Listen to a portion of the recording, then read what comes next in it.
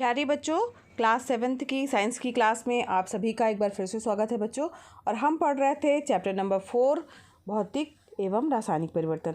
बच्चों, ये चैप्टर हम लोगों ने कंप्लीट पढ़ लिया है और इसके अभ्यास प्रश्नों को भी हल करना हमने स्टार्ट कर दिया था। प्रश्न नंबर 4 तक के अभ्यास प्रश्नों को हम लोग इसके पहले की वीडियो क्लासेस में हल कर चुके हैं। और अगर आपने अभी तक नहीं देखा है बच्चों, तो चैनल की प्लेलिस्ट में जाइएगा। क्लास 7th साइंस की प्लेलिस्ट बनी हुई है, उसमें सारे वीडियो क्रम से डले हुए हैं, तो चैप्टर भी आप अच्छे से समझ सकते हैं देख करके वीडियो, और साथ ही अपने अभ्यास प्रश्नों के कार्य को भी कंप्लीट कर सकते हैं। तो चलिए बिना किसी देरी के बढ़ते हैं प्रश्न नंबर 5 की ओर। पहला प्रश्न है बच्चों, परिवर्तन कितने प्रकार के होते हैं। यहाँ पर लिखा है निम्नलिखित प्रश्नों का उत्तर दीजिए। तो यहाँ पर आपको प्रश्नों के उत्तर देने हैं। क, ख, ग, घ, अंगा, ये जो है 5 प्रश्न दिए हुए हैं, जिसमें से पहला प्रश्न है परिवर्तन कितने प्रकार के होते हैं। तो बच्चों, जब ये चैप्टर हम लोग पढ़ रहे थे तब हम लोगों ने इस पूरे चैप्टर में नाम ही है इसका भौतिक एवं रासायनिक परिवर्तन। तो इससे क्या तात्पर्य हुआ कि परिवर्तन 2 प्रकार के होते हैं, भौतिक परिवर्तन और दूसरा क्या हो जाएगा, रासायनिक परिवर्तन। इसका उत्तर इस तरीके से लिखिएगा बच्चों। परिवर्तन 2 प्रकार के होते हैं, पहला भौतिक परिवर्तन, दूसरा रासायनिक परिवर्तन। चूंकि प्रश्न में सिर्फ इतना ही पूछा है कि कितने प्रकार के होते हैं, तो आप केवल उसके प्रकार ही लिखें, उनके बारे में लिखने की डिटेल लिखने की ज़रूरत नहीं है। ठीक है, आगे बढ़ते हैं नेक्स्ट प्रश्न की ओर, प्रश्न नंबर 2 की ओर। दूसरा प्रश्न है बच्चों, कच्चे आम का पकना कौन सा परिवर्तन है तथा क्यों।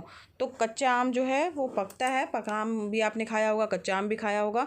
तो उसमें ये पूछा गया है कि ये परिवर्तन जो हो रहा है वो कौन सा परिवर्तन है और क्यों। अगर ये भौतिक परिवर्तन है तो क्यों, रासायनिक परिवर्तन है तो क्यों। बच्चों, आप जान रहे हैं कि कच्चा आम जो है वो पकता है, तो पकने के बाद उसका टेस्ट अलग हो जाता है, उसके रासायनिक गुणों में भी परिवर्तन हो जाता है। ठीक है, और अपना जो उसके रासायनिक गुणों में परिवर्तन हो जाता है, तो इसको पहले की तरह जो है कच्चे आम की तरह हम नहीं प्राप्त कर सकते हैं। तो इसलिए इसका मतलब क्या हुआ कि कच्चे आम का पकना जो है कौन सा परिवर्तन कहलाएगा, रासायनिक परिवर्तन कहलाएगा। तो आइए देखते हैं इसका उत्तर किस तरीके से आप फेयर कॉपी में लिखिएगा। तो इसमें लिखिएगा बच्चों, कच्चे आम का पकना रासायनिक परिवर्तन है, क्योंकि आम के रासायनिक गुण परिवर्तित हो जाते हैं तथा पूर्व पदार्थ अर्थात कच्चे आम को पुनः प्राप्त नहीं किया जा सकता है। तो इस प्रकार का परिवर्तन रासायनिक परिवर्तन कहलाएगा। उत्तर आप इस तरीके से अपनी फेयर कॉपी में लिख लीजिएगा। ठीक है, आगे बढ़ते हैं नेक्स्ट प्रश्न की ओर बच्चों। तीसरा प्रश्न है बच्चों आपका ग वाला, भौतिक तथा रासायनिक परिवर्तन के अंतर को उदाहरण सहित लिखिए। तो यहाँ पर आपको भौतिक परिवर्तन और रासायनिक परिवर्तन में जो डिफरेंस है, अंतर है, उसको जो है लिखना है, साथ ही एग्जाम्पल भी देना है, एग्जाम्पल देके समझाना भी है। तो आइए देखते हैं इसको किस तरीके से आप लिखिएगा। सबसे पहले आप जो है वो 2 कॉलम बना लीजिएगा, एक में भौतिक परिवर्तन लिखिएगा, दूसरे में रासायनिक परिवर्तन। ठीक है, और इस तरीके से लाइनिंग खींच लीजिएगा बीच में से। और चूँकि अंतर लिखना है तो इस तरीके से लिखने में आपको अच्छे से आसानी से याद भी रहेगा। पहला है इसका भौतिक परिवर्तन के बारे में। तो भौतिक परिवर्तन में पदार्थ का रूप बदल जाता है, परंतु कोई भी नया पदार्थ नहीं बनता है। और रासायनिक परिवर्तन क्या होता है, तो रासायनिक परिवर्तन में एक या एक से अधिक नया पदार्थ कोई ना कोई बन जाता है। ठीक है, जब रासायनिक परिवर्तन होता है तो कोई नया पदार्थ बनता है, जबकि भौतिक परिवर्तन जब होता है तो उसका पदार्थ का रूप चेंज हो जाएगा, लेकिन कोई नया पदार्थ जो है वो नहीं बनता है। दूसरा पॉइंट है इनका कि भौतिक परिवर्तन का, कि इस परिवर्तन के पश्चात पदार्थ को पुनः पूर्व की अवस्था में प्राप्त किया जा सकता है, जबकि रासायनिक परिवर्तन में इस परिवर्तन के पश्चात जो है पदार्थ को पुनः पूर्व की अवस्था में प्राप्त नहीं किया जा सकता है। ठीक है, फिर इसके बाद तीसरा पॉइंट है इसका, जो भौतिक परिवर्तन है बच्चों ये अस्थायी होता है, और रासायनिक परिवर्तन जो है वो क्या होता है, वो स्थायी होता है। वो हो जाता है एक बार तो वो हमेशा के लिए हो जाता है, और जबकि भौतिक परिवर्तन जो होता है वो अस्थायी होता है। ठीक है, चौथा पॉइंट लिखिएगा।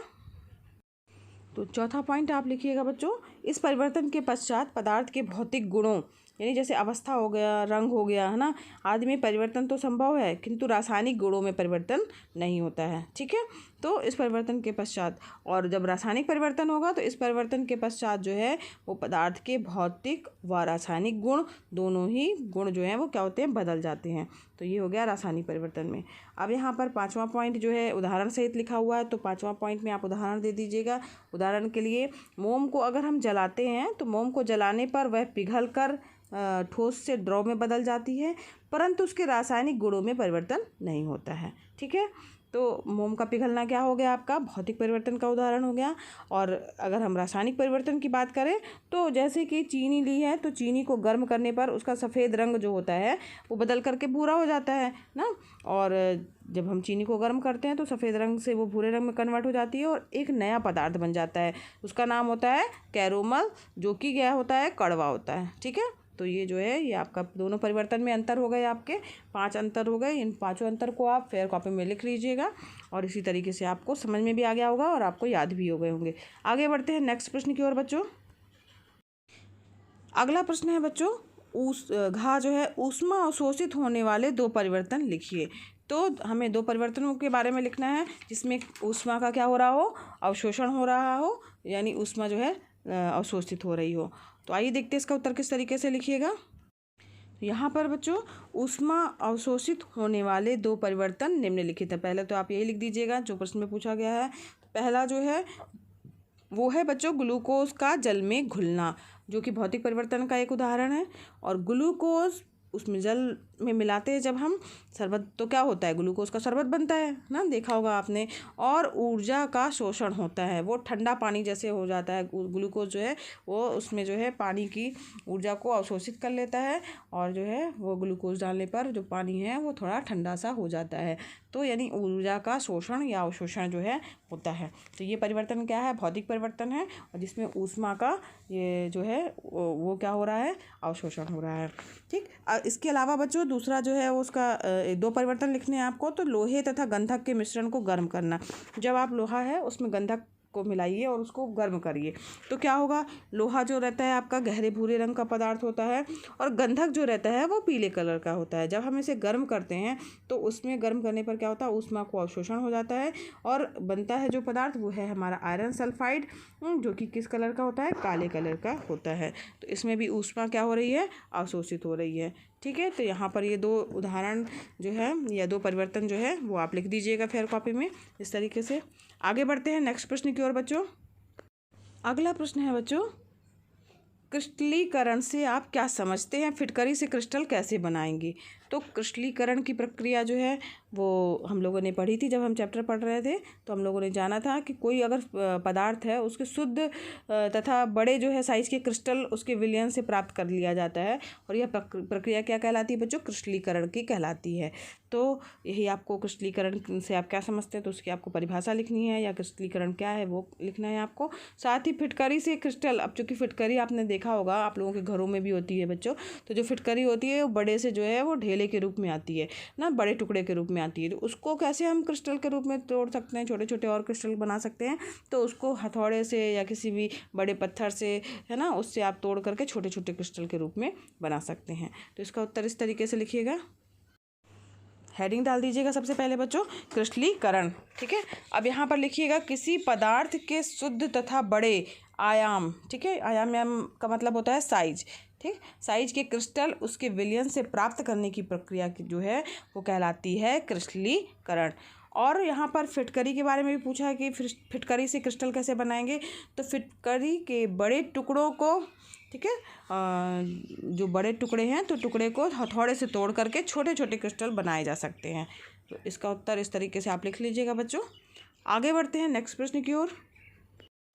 6वां प्रश्न है, अगला प्रश्न हमारा, आप ये कैसे दिखाएंगे कि दही का जमना एक रासायनिक परिवर्तन है। तो आप कैसे बताएंगे कि ये एक रासायनिक परिवर्तन हो रहा है जो हम दही को जमा रहे हैं। तो बच्चों दही जमता किससे है आपको पता है, तो वो दूध से जमाया जाता है। और दूध से दही जो जमता है तो दूध के गुण जो हैं वो अलग होते हैं, और दही जम जाता है उसको आप खाते होंगे तो उसके गुण जो है, उसका टेस्ट जो है वो अलग होता है ना।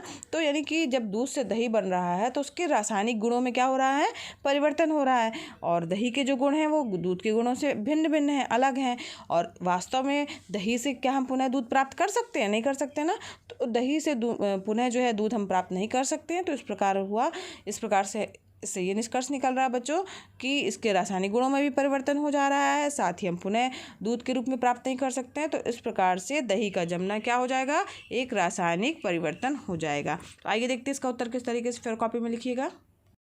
इसके लिए बच्चों फेयर कॉपी में आप लिखिएगा, दूध के द्वारा दही जमाया जाता है। दूध से दही जमने पर उसके रासायनिक गुणों में परिवर्तन हो जाता है और दही के गुण दूध के गुणों से भिन्न होते हैं तथा दही से पुनः दूध प्राप्त नहीं किया जा सकता है। इस प्रकार दही का जमना एक रासायनिक परिवर्तन है।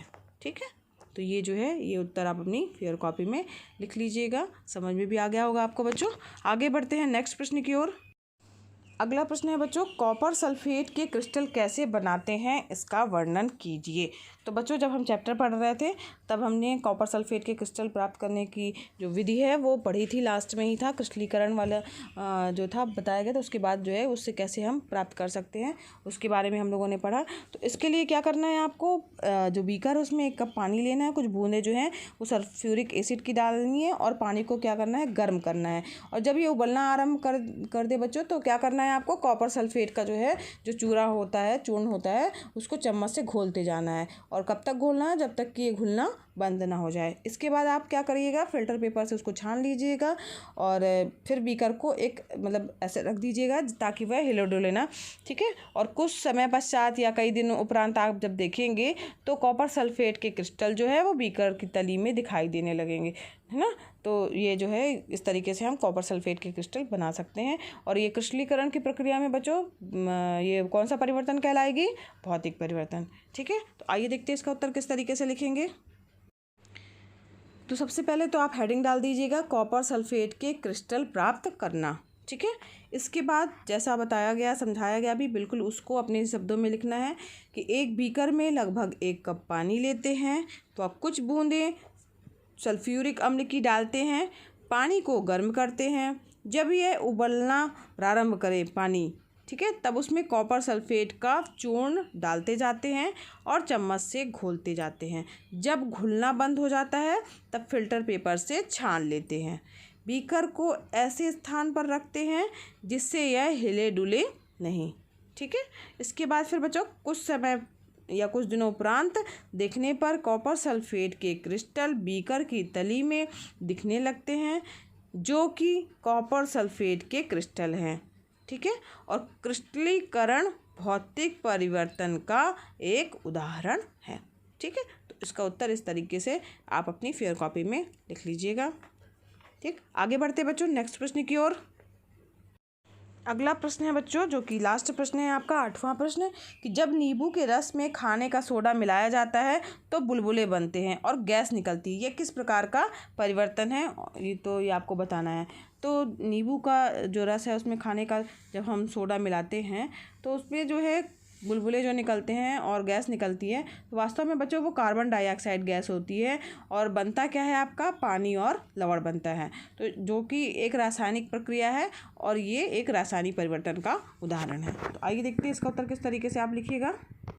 तो इसका उत्तर बच्चों इस तरीके से आप लिख लीजिएगा कि नींबू के रस में खाने का सोडा मिलाने पर कार्बन डाइऑक्साइड गैस निकलती है तथा पानी व लवण बनता है। ठीक है, जो कि एक रासायनिक परिवर्तन है। ठीक, तो यहाँ तक बच्चों ये उत्तर आपको कंप्लीट लिख लेना है। तो इस प्रकार बच्चों ये पूरे क्वेश्चन जो है आपके आज कंप्लीट हो गए, अभ्यास प्रश्न पूरे इस चैप्टर के कंप्लीट हो गए हैं। तो आज ये चैप्टर हमारा यहीं पर समाप्त हुआ और नेक्स्ट वीडियो क्लास में हम एक नया चैप्टर पढ़ेंगे जो कि है हमारा चैप्टर नंबर 5, ऊष्मा एवं ताप। बच्चों अगर पढ़ाना पसंद आ रहा हो तो वीडियो को लाइक कीजिएगा, चैनल पर नए हैं बच्चों तो चैनल को जरूर सब्सक्राइब कीजिए, साथ ही बच्चों बेल आइकन प्रेस कीजिएगा ताकि आपको नए वीडियो का नोटिफिकेशन मिलता रहे। तो बच्चों ये वीडियो क्लासेस फ्री हैं तो आप भी इसका लाभ लीजिए, अपने फ्रेंड्स को भी शेयर कीजिए ताकि वो भी इसका लाभ ले सके। धन्यवाद बच्चों, मिलते हैं नेक्स्ट वीडियो क्लास में।